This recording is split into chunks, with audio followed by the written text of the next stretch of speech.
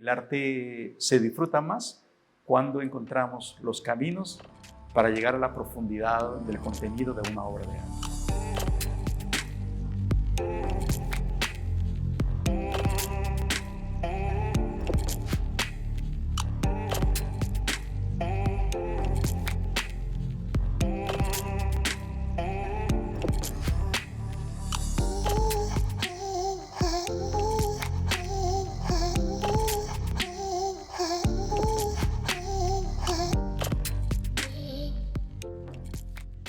Mi mujer me pregunta que por qué me levanto tan temprano, ¿no? Me levanto a las 3 de la mañana.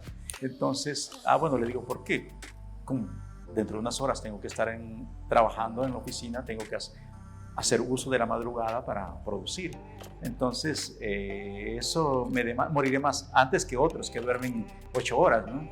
Pero bueno, cada quien elige lo que disfruta. Y yo disfruto hacer obra de arte, ¿no? Así que, porque eso es lo que aprendí.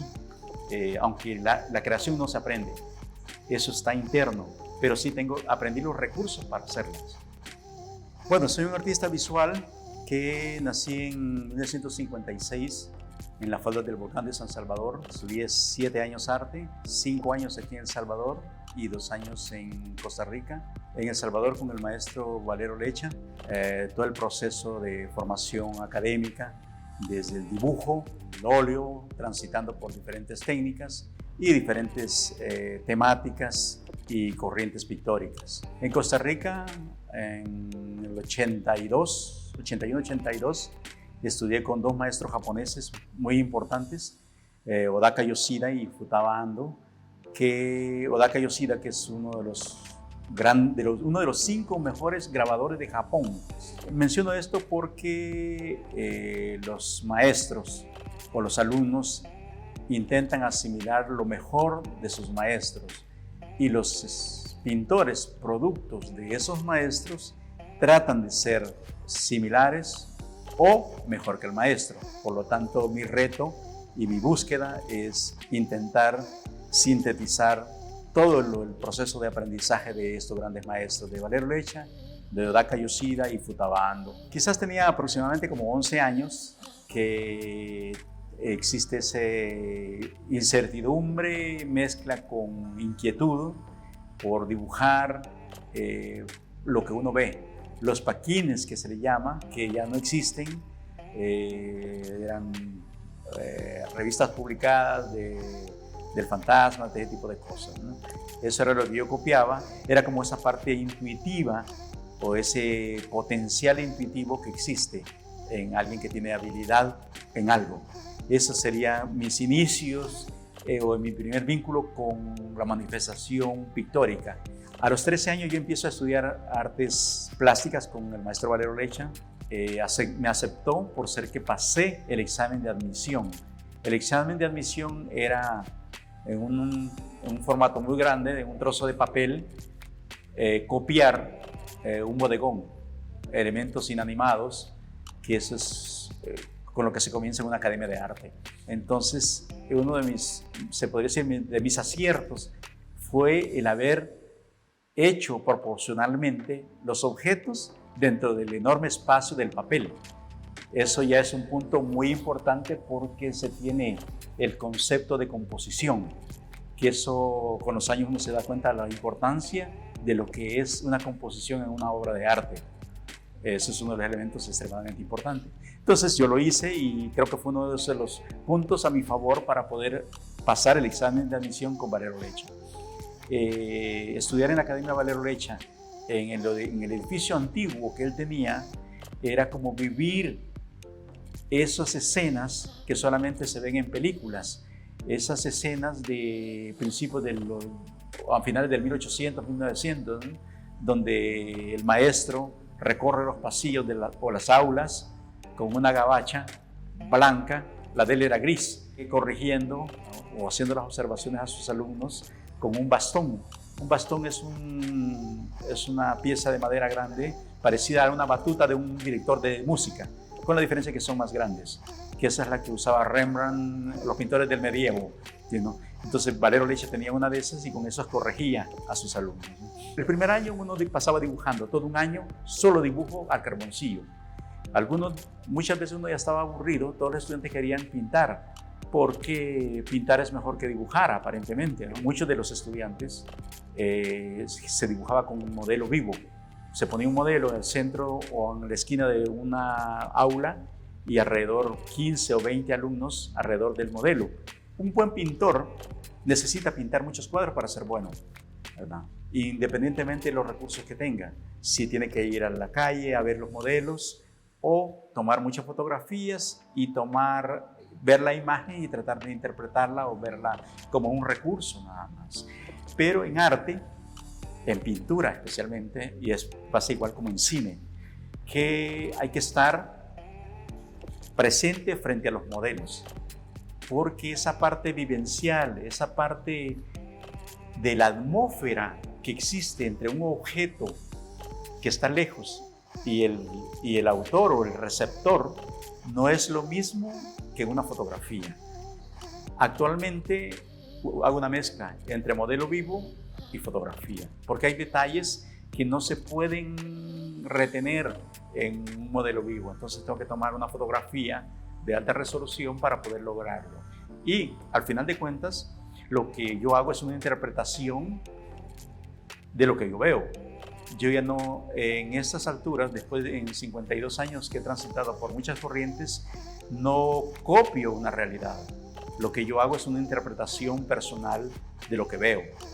Creo que todo lo que hace un artista, desde sus inicios hasta donde está actualmente, todo lo vivencial, todo lo que ha hecho es parte que contribuye al final a lo que tiene actualmente, ¿no? Por lo tanto, tiene importancia y tiene un valor.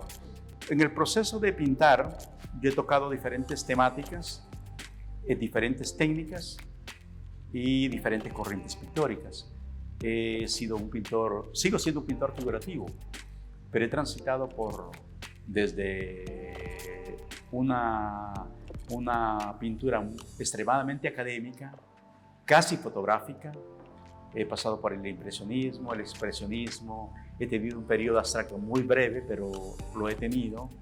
Y después he sido un pintor social, he pintado sobre temas como el deterioro del medio ambiente, del cambio climático, esta realidad circundante que nos afecta, nos hace felices o nos hace infelices. Eso es muy importante en arte, ¿no? Porque es parte de la historia de un pueblo que probablemente dentro de 100 años, 200 años, el público que esté dentro de 200 años va a tratar de entender qué se pasó en esta época que vivimos, en este 2021. Entonces, creo que eso es importante. Entonces, estas dos obras son hechas, una fue hecha en el 1987 y esta es bastante posterior. Este es sobre unos terremotos que hubieron, toda la ciudad de San Salvador quedó casi destruida, ¿no? Entonces, esta es una interpretación entre lo humano y lo que sucedió a muchos barrios de la ciudad de San Salvador, que eran barrios antiguos, que eran construidos con bajareque, que ya no están. Entonces, eso quedó de esa época, de ese cuadro.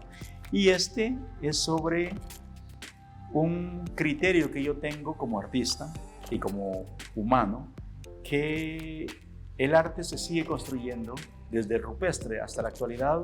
Seguimos haciendo arte los artistas o los creadores, y es porque somos producto de un tiempo del tiempo que vivimos, y las corrientes pictóricas con las que se hace ese arte tiene que ver con la personalidad de cada uno de nosotros, los que lo hacemos, ¿no? Tengo consolidados ciertos criterios para hacer o decir lo que yo quiero con mi pintura, con mi arte. Tengo que ser como muy selectivo para producir. Entonces, si produzco 10 cuadros o 15 cuadros al año, que antes producía 40, 50 o 60 obras al año, entonces porque hacía 3 exposiciones al año hace muchos años, ¿no? Entonces era mucho más productivo. Pero eso no quiere decir que ahora que antes eran menos calidad. Lo que sucede es que tenía una obsesión por comunicar. Ahora mis obsesiones tienen otras variantes, ¿no? Mi obsesión es sintetizar en un cuadro lo que puedo decir en 20, 30 cuadros. Por lo tanto, puedo pintar 5 cuadros que son de importantes y valiosos, como hace 20 años que pintaba 30, 40, 50 cuadros, ¿no? Entonces eso es producto de la madurez o del nivel profesional de alguien que cree que el arte se hizo para comunicar ideas, para hablar sobre los temas importantes de cada país o del momento en que vive una sociedad, y que en el futuro están los historiadores que investigarán que por qué razón este artista pintó de esa forma y con esos colores y con ese nivel de comunicación. Pero todos los artistas tenemos influencias y yo no soy la excepción. Tengo muchas influencias. Tengo influencia desde mi mujer, que vivo con ella todos los días, de mis hijos que están dispersos en el mundo. Tengo influencias de este sol que me ilumina a las 7:30 de la mañana. Me influencia en mi estado anímico para poder producir. Todo el entorno en que vivo, he vivido muchos años en países escandinavos. Desde hace muchos años regresé a El Salvador y me influencia el buen café. Me gusta el café turco, me gusta el café de Tanzania, me gusta el café de Apaneca. Entonces esos elementos inciden en las influencias. Por lo tanto, yo soy producto de muchas influencias, ¿no? Que al final de cuentas esa influencia se llama realidad. El Salvador siempre ha sido un país con enorme potencial en muchos aspectos. Hubo un tiempo que hubo mucha literatura, ahora siguen habiendo una gran cantidad de escritores y poetas con alta calidad, en artes plásticas, en artes visuales igual, y esta sala está designada para apoyar a los artistas emergentes, igual a los establecidos y a los maestros, ¿no? Yo creo que los artistas tienen la libertad de producir todo lo que quieran. Lo que sucede es que cada artista también tiene la responsabilidad de reflexionar y autocriticar para poder hacer una selección y mostrar al público lo que se va a divulgar. Entonces mi reto creo que es seguir intentando manejando la síntesis del lenguaje, que eso es de las cosas más difíciles, porque el arte abstracto tampoco es la síntesis de la forma, pero la forma también tiene un lenguaje. La forma nada más es una parte de una obra de arte. Entonces creo que todavía no he hecho mi mejor cuadro. Espero llegar a anciano y poder hacerla. Gracias a ustedes por estos espacios para poder hablar sobre arte, porque realmente el arte se disfruta más cuando encontramos los caminos para llegar a la profundidad del contenido de una obra de arte.